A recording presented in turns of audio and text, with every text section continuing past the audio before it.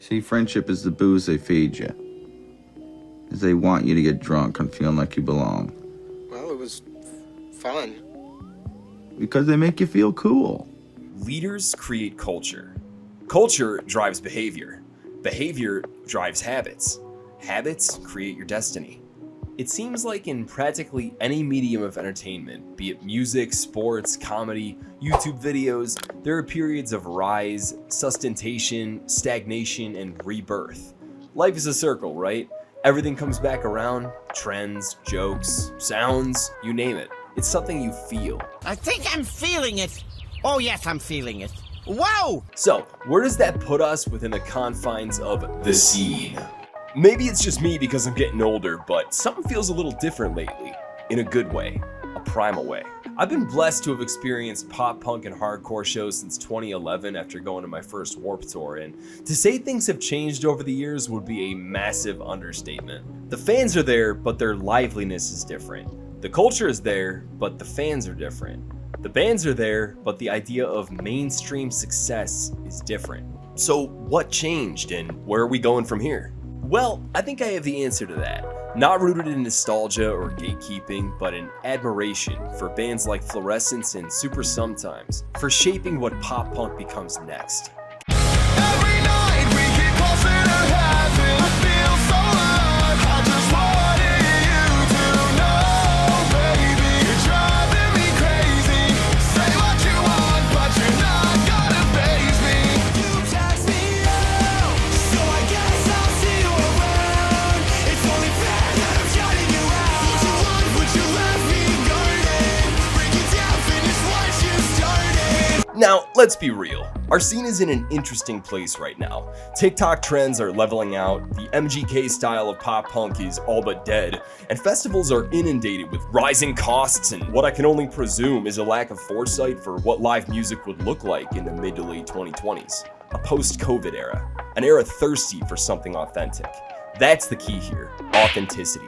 Remember when I said a lot's changed since back in my day, the early to mid 2010s? Let me explain. You could feel there was real hype for the punk and hardcore sound. You could see it in the crowds. Everyone jumping up and down, pushing up to the front, kids who I saw at school who I didn't even know listened to this music being there moshing. Even the jockey kids moshing to the openers. It's like you could feel how special it was to be there. Like one of those surreal moments in life where you know you're a part of something special.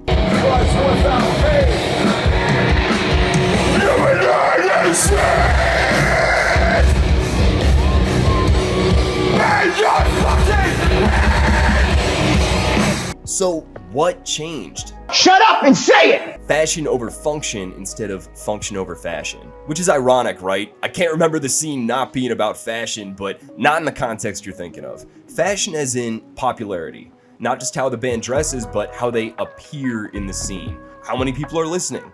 Are they cool? Have I ever heard of them? Do my friends know about them? How many TikTok followers do they have? Are they the in band right now, and will people think I'm cool if I listen to them? Hey, I met you. You are not cool. Function as in how the music stands on its own. The ability to retain a core fan base over a long period of time. How charismatic the band is together. How active they are in their local scene. How good they are live. The right things. Now, there will always be fans who put look before substance, but it seemed like after 2020 specifically, there was a massive uptick. Talk. See what I did there? You suck! Get a job! But it makes sense. It was a societal change as well as a change within the scene. Everybody and their mother, every content creator I can think of was on TikTok or trying to create reels or anything to be able to garner more click-through rate and popularity. But like any fad, once the novelty wears off, the substance has to stand on its own. Trends naturally fade, and in that silence, something more honest starts to cut through. The funny thing is, sometimes you find that something has been there all along. Why you always in a mood? Fucking round, acting brand new. I ain't trying to tell you what to do, but try to play it cool. Baby, how you playing by the rules? Everything's better with the view. Why you always in a mood? Fluorescents has been a band since 2018, and since their very beginning, they've always been about independent growth.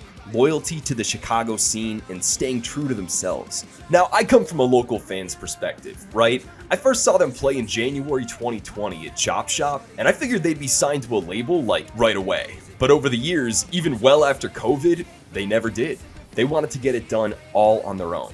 I don't know if they've had labels come to them, but I'd be stunned if they didn't. What I do know is, from seeing them carve out a culture in their very beginning, to now seeing them play sold-out shows at local legendary venues, Fluorescents have become leaders in the Chicago scene. You're already in my head, baby. You don't have to try so hard. Give me something to remember.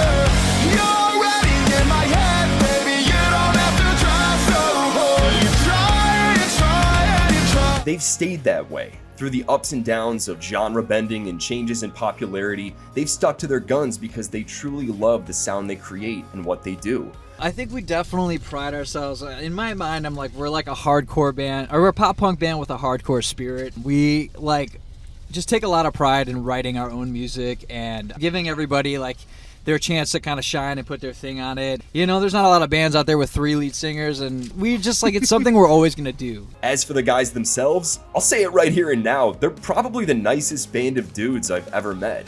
Super appreciative, cool, and they have an understanding of what the scene really means. Togetherness, celebrating the sound we all love so much, and ultimately having fun. Cigarettes and Midwest summer. Say you love me like no other.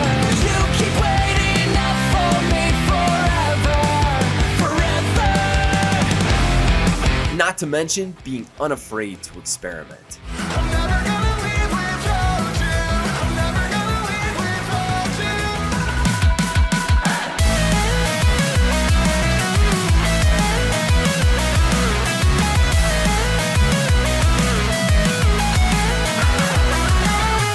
For bands chasing success, I think Fluorescents is the prime example of exactly what to emulate. It doesn't mean capitalizing on what the current trend is to garner fans in the short term, but rather holding true to what feels right in the long run to garner fans that'll last a lifetime. Their shows have given me memories that I know will last forever, and that's what you want from a band. I'll die on this hill. Going to shows is ultimately the purest form of connection you can get with an artist. It's the way to feel alive and in the moment.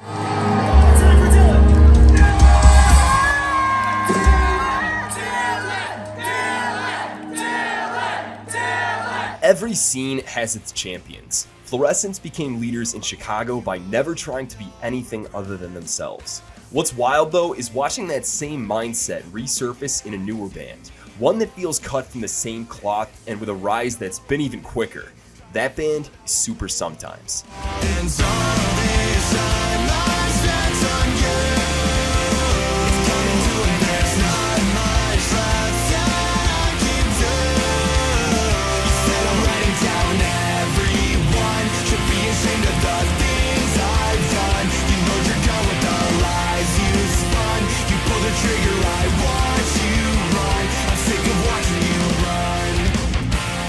I can't think of any other band right now that exemplifies authenticity like Super Sometimes does. Their sound is fast, their style is fresh, and as young musicians, they have an unflailing dedication to both their scene and their sound.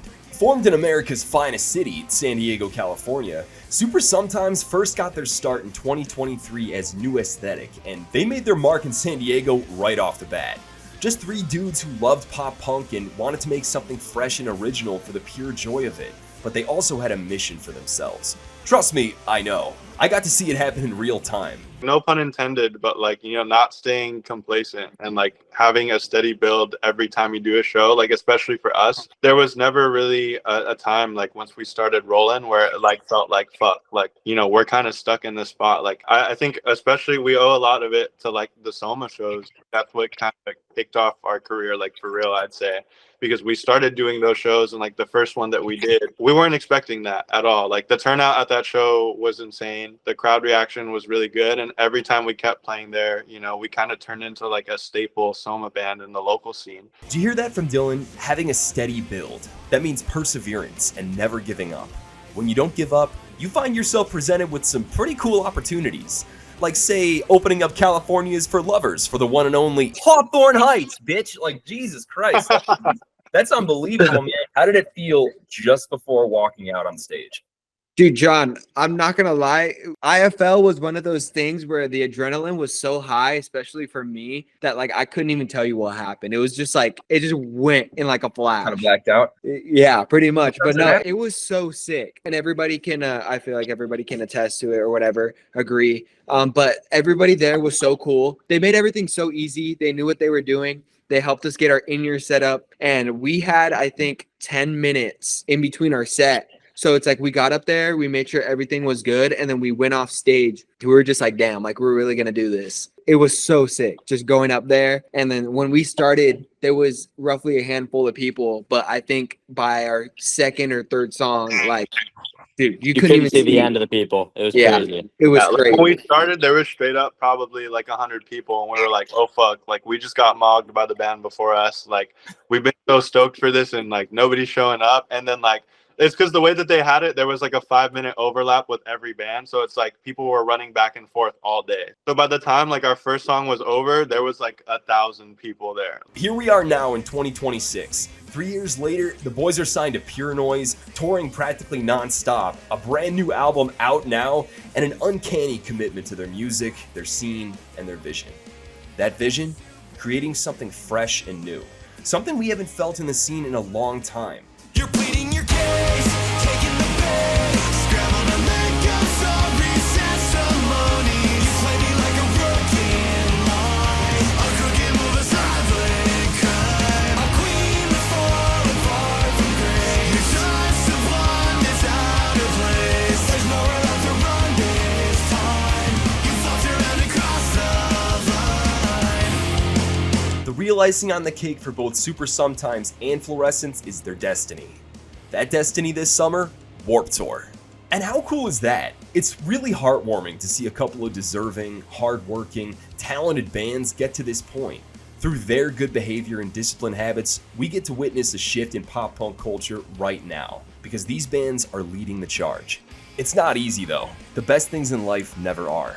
It's fucking hard, man, let's be real. I've been to shows before where it's just me and like 6 other people. I've never been in a band, but I'm sure it can be disheartening as hell knowing you're putting in so much work only to yield a few folks at your local show, most of whom are probably in other bands. You want organic fans to come to you. It's so much easier to look at what's popular and try to emulate that to garner a fan base, as opposed to standing your ground and playing the music you really love and want to because, well, you really love and want to. You see ahead of the slow fan build and frustration. You have a vision. It might not be today, might not be next week or next year, but you keep grinding. Because eventually a dart will hit the board, and then another, and before you know it, you'll already be living out your dreams. Hey, babe. The only true currency in this bankrupt world is what you share with someone else when you're on